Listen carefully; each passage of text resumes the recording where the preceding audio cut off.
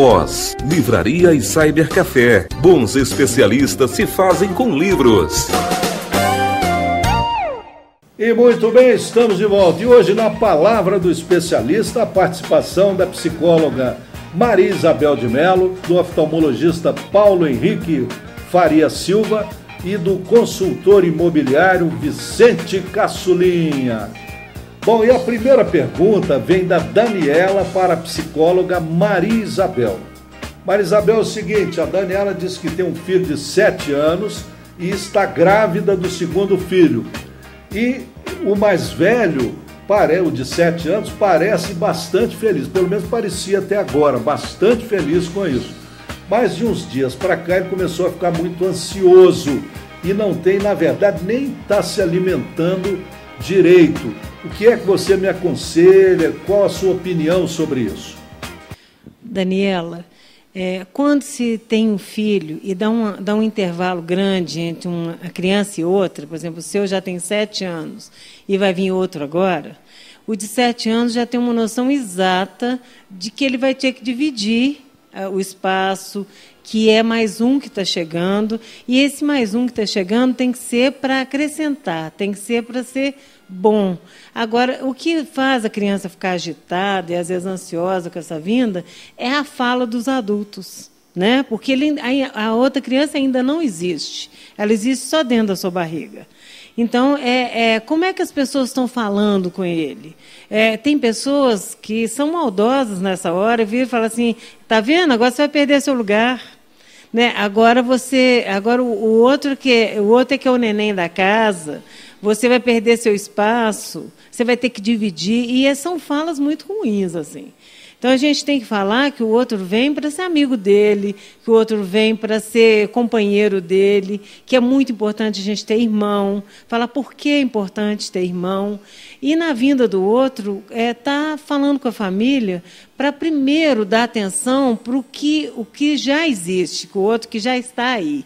Primeiro, quando você chega numa casa para visitar uma criança que nasceu, você dá atenção para o irmão primeiro, porque o neném ainda não dá notícia. Né? Então, você dá atenção para o maior, conversa com ele, dá atenção, depois você vai ver outra criança.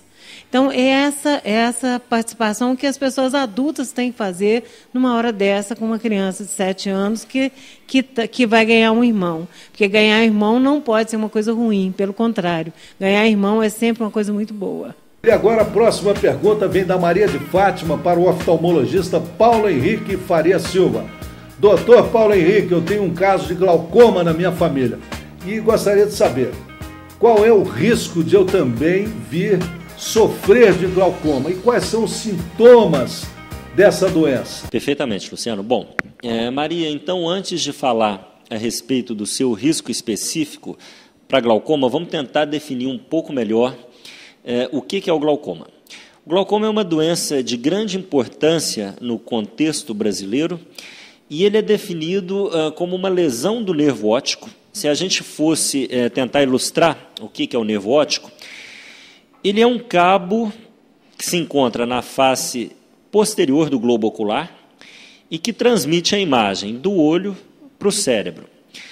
Então, por alguns motivos, começa a ocorrer uma perda progressiva de fibras nervosas do nervo, ou seja, ele vai sendo lesado.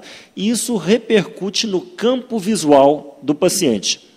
O paciente começa a ter uma perda periférica da visão, ou seja, a visão vai sendo restringida da periferia para o centro, até chegar num quadro final, onde ele se encontra num campo tubular, no qual ele tem a impressão de estar enxergando por dentro de um tubo. Em estágios finais de evolução, esse campo visual tubular se fecha e é instaurada a cegueira absoluta. Então, o glaucoma é uma doença que leva à cegueira e uma cegueira irreversível. Quando a gente qualifica a cegueira como irreversível, isso demonstra claramente que qualquer terapêutica, qualquer tratamento que for instaurado para o glaucoma após a concretização do estágio final, ou seja, após a perda visual, o quadro ele não se reverte mais, não é possível recuperar aquela visão que foi perdida. Isso ressalta a importância de uma abordagem precoce da doença. Ou seja, o glaucoma ele deve ser abordado de forma preventiva. Não deve se esperar ter a perda visual para depois iniciar o tratamento. Então, vamos falar um pouco a respeito dos fatores de risco para glaucoma. O principal deles e único fator tratável no glaucoma é a pressão ocular. O glaucoma é altamente associado com a alta pressão intraocular, que é separada da pressão sanguínea, né? Mas também não é uma condição necessária para o glaucoma, pois existem glaucomas de pressão normal. Então, como o primeiro fator de risco, a pressão elevada, a gente poderia elencar, apesar dela não ser necessária. O segundo fator de risco seria a história familiar de glaucoma, que é o seu caso, não é isso, Maria? Terceiro fator, a gente poderia enumerar fatores étnicos, ou seja, pessoas que são afrodescendentes têm maior chance de ter um glaucoma de ângulo aberto, pessoas de descendência asiática têm maior chance de ter glaucoma de ângulo fechado. Além disso, fatores como miopia se associam a glaucoma. Os míopes têm mais tendência a ter glaucoma do que aqueles que não são míopes. Por último, existem fatores que ainda estão sendo estudados, não são bem estabelecidos como os anteriores, que são tabagismo, ou seja, o hábito de fumar, diabetes mellito e hipertensão arterial sistêmica. No seu caso, que tem dois parentes próximos com glaucoma, eu recomendo fortemente uma consulta oftalmológica para triagem de glaucoma e para todos os parentes próximos. O glaucoma, como nós falamos, é uma doença que tem que ser abordada no início, para que não haja a perda visual irreversível. Está aí, portanto, o doutor Paulo Henrique elucidando a nossa telespectadora. Bom, e agora a pergunta que vem, de quem é que vem a pergunta aí? Silas Barros, de quem vem essa pergunta? De quem vem essa pergunta? Não tem nome. Bom, não tem o nome de quem enviou a pergunta, mas a pergunta vem para o Vicente Caçulinha, o nosso especialista em mercado imobiliário. E ele pergunta o seguinte: ô Vicente, como é que você avalia, como é que você analisa o mercado imobiliário em Piauí? Muita gente afirma que o mercado imobiliário em Piauí é um dos mais inflacionados de Minas Gerais. Qual é a sua opinião? A minha opinião seria assim, é um mercado louco. A resposta mais adequada e mais convincente. Todavia, você vê que Piauí não é uma cidade industrializada. A média de salário de um trabalhador que em Piauí hoje gira em torno de R$1.000. É inacreditável que a gente vê em Piauí uma casa hoje em torno de R$100.000, a pessoa pede R$200.000.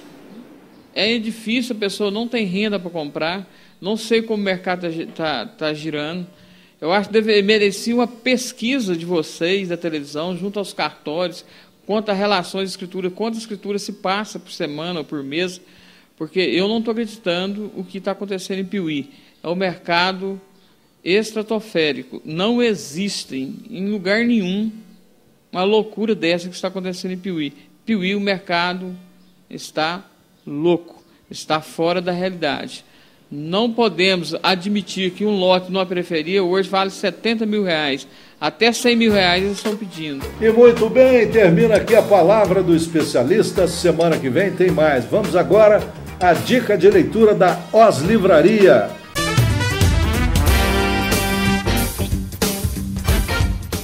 Bom, e a dica de hoje é o livro A Alma Imoral. Está aqui o livro, de Newton Bonder. É um livro muito interessante que mistura uma reflexão sobre psicologia a uma reflexão bíblica. Ou seja, um livro excelente para quem gosta de estudar textos bíblicos e psicológicos de profundidade. Pessoas que gostam de trabalhar com a reflexão e com a análise. A Alma Imoral, portanto, de Newton Bonder. É mais uma boa dica da Os Livraria. Piuí na TV, a cidade carinho passa por aqui. Oferecimento Estalo Supermercado, 28 anos de amor a Piuí e dedicação à família piuiense. Trânsito Legal. Oferecimento Autoescola Metrópole, 15 anos formando bons condutores. Uma pessoa estressada no trânsito já está emocionalmente desequilibrada e suas reações geralmente podem ser inesperadas. Por isso, ao se deparar com uma pessoa nesse estado, ignore, não dê atenção e procure sempre agir educadamente com ela, porque a reação de uma pessoa nesse estado pode ser até ameaçadora para você. Portanto, fica aqui a dica. Um abraço e até o próximo Trânsito Legal, sempre num oferecimento da Autoescola Metrópole. Tá afim de um churrasquinho? Açougue do Carlinhos. Garanta já o seu exemplar do livro Piuí, 280 anos de história. Você tem que saber desta história.